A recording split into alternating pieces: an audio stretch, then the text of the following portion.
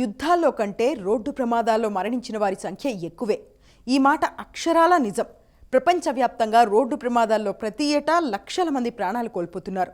ఊహించని దుర్ఘటనల్లో ఇలా మరణించే వారి కుటుంబ సభ్యుల వేదన వర్ణనాతీతం.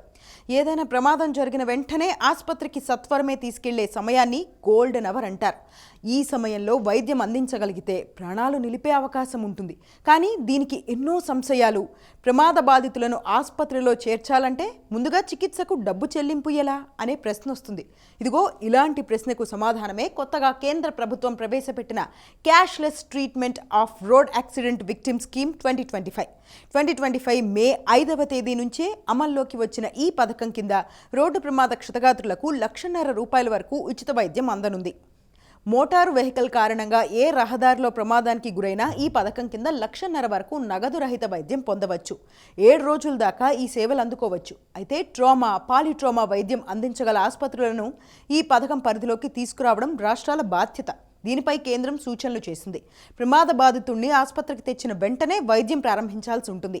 సౌకర్యాలు లేకపోతే రవాణా సౌకర్యం కల్పించి మరో ఆసుపత్రికి రిఫర్ చేయాలి.